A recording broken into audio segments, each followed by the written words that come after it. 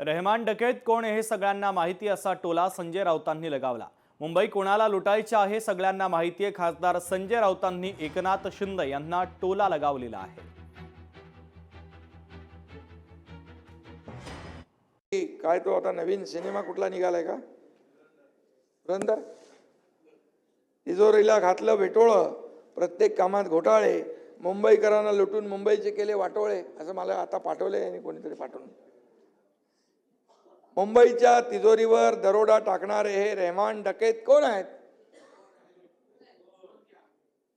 त्याचा शोध घेतला पाहिजे। हो ना, ते रील बघितली का तुम्ही? त्याचा रील बघितला?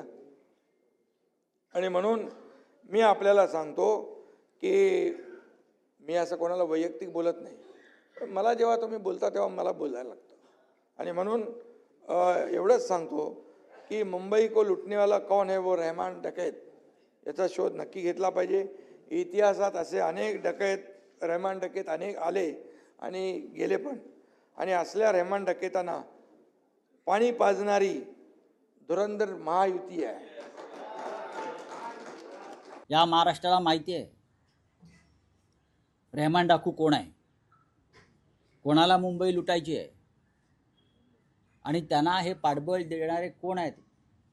या मुंबईचं कराचीतील लॅरी शहर कोणी केलेलं आहे अड्डा, या अख्ख्या मुंबईला माहिती आहे, महाराष्ट्राला माहिती आणि देशाला माहिती आहे।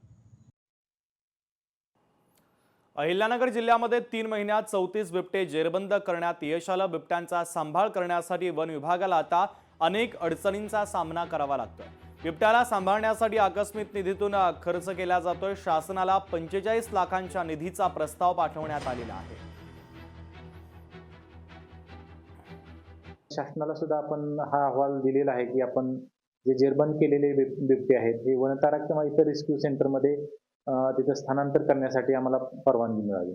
सदर बिबट्यांचं जतन करण्यासाठी आपण शासनाला 45 लाखाचा प्रपोजल आपण दिलेला आहे।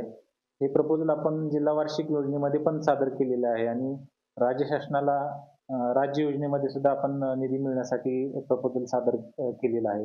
सद्यस्थितीत आमच्याकडं आकस्मिक निधीमधून काही फंड अवेलेबल आहे, त्याच्यातून आपण बिबट्यांचं संगोपन करत आहोत।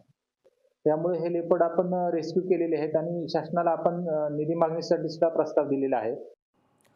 साताऱ्यातील ढेबेवाडीमध्ये बिबट्याने एका महिलेवर जीवघेणा हल्ला केला। बिबट्याच्या हल्ल्यात महिला गंभीर जखमी झाली आहे। शेतामध्ये काम करत असताना मागून बिबट्याने झडप टाकत हल्ला केलाय।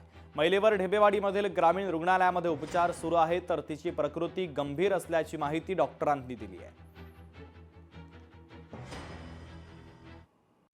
पाठमोरी बसलेली तर सावाड्यात नाही आला, तसं काय आलं म्हणून अशी जागा हे झालं तर ते बिबट्या आला म्हणून ओरडली जोरात, ते असं साईडनं मग पळून गेला।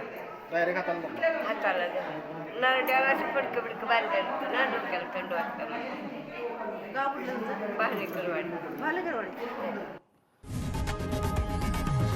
लोकशाही मराठी ऐका, पहा, जागरूक रहा।